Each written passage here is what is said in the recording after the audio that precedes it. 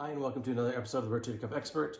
I'm Dan Orcutt, and we're going to talk today a little bit kind of different than what a lot of my other videos are. This is going to be about surgery during the pandemic. Some of my patients don't quite understand what's going on and why we won't, why we can't, we won't, or we shouldn't do some surgeries during the pandemic.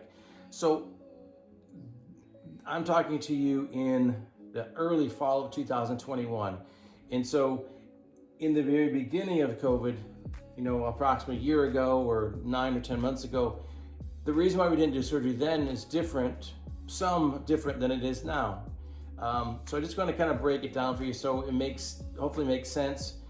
There's a lot of frustration on a lot of my patients' part because they want surgery, but the hospital that I'm working at is unable to do surgery now.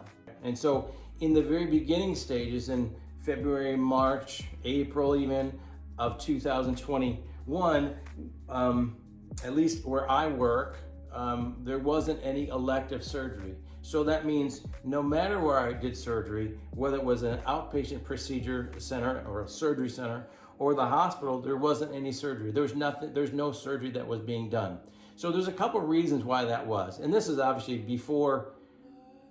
I'm not going to get political. I want to be very careful. I want to be able to include everybody. This was before the vaccine, so things were a little bit different. Actually, things were a lot different.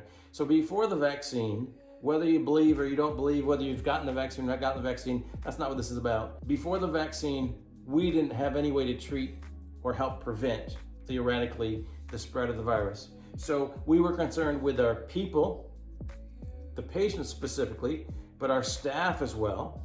And so at that point, everything stopped because we were not sure what was safe.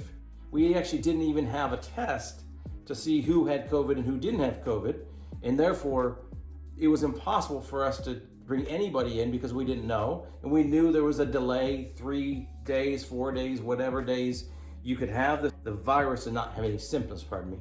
And so in the very beginning, it was to protect our patients, to protect our staff, and then also for the resources. So as you know, masks have just become a way of life, and that's such a freeing thing for me able to talk on camera and not need a mask. You can't get it through this, by the way. We didn't even have enough masks. We didn't have enough N95 or CN95 masks or even just regular masks. So that was part of it. So we needed to protect. We didn't have, there's a whole bunch of personal protection devices that we didn't have, right? Or we didn't have enough of them. So it took a long time for the system to build that support back in. And so in the beginning, it has to do with staff. It had to do with patient protection. It had to do with actually supplies and maybe not having enough. It also has to do with respirators. So all operating rooms have ventilators, right? So you can take care of the patient, put the patient to sleep, and breathe for them. And so there was a concern, or at least early on, and it was a very real concern actually, that people would run out of ventilators.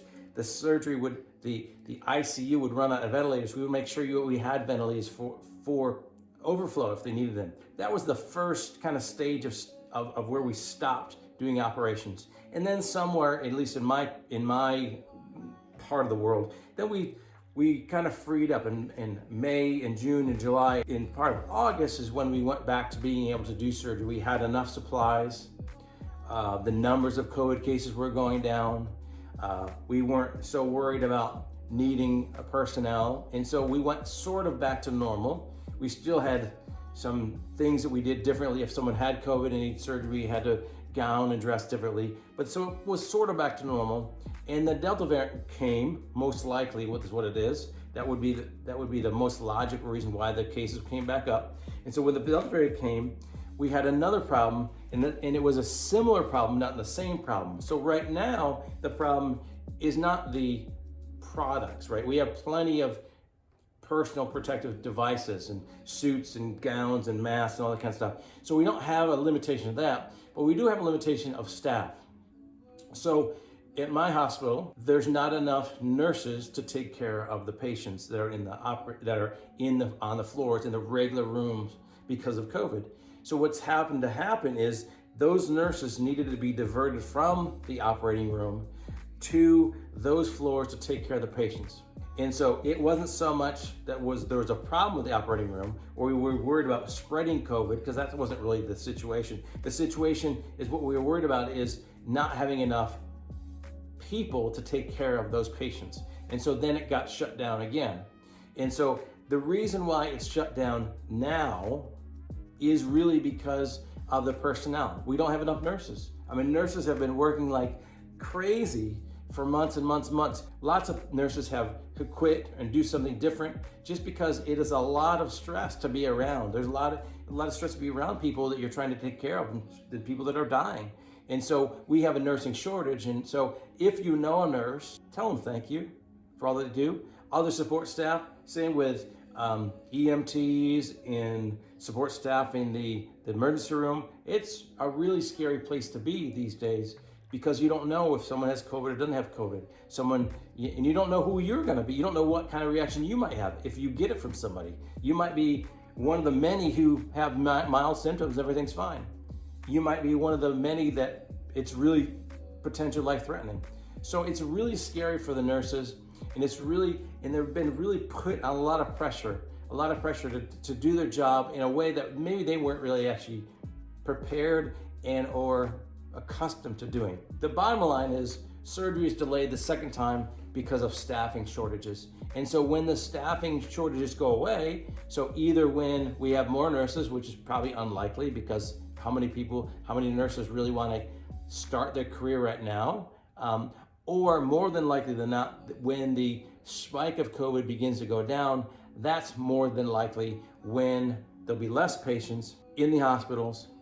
And then those less patients will allow the nurses to come back to the operating room and assist us as surgeons to do the job that we need to do. It's frustrating for the patients, because I have lots of people who are a little bit older, who need the surgery at the hospital, have protected themselves, but can't have the surgery, and they have a bad knee that hurts them every step they take, and we have to delay them. So I'm excited to be able to get back to that as soon as possible.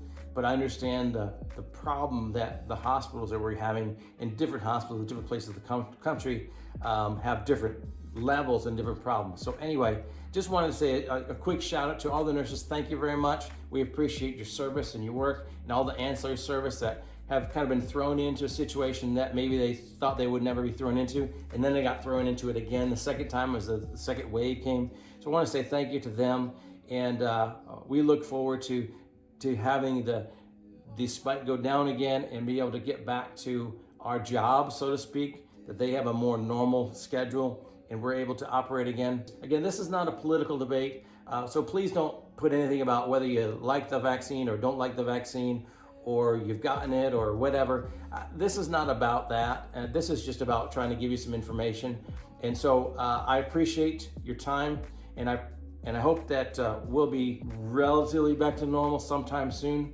And if you have some kind comments, some careful comments, some non-politically charged comments, please leave them below. Please like this episode. Please subscribe to the channel, and we'll talk to you soon. Thank you.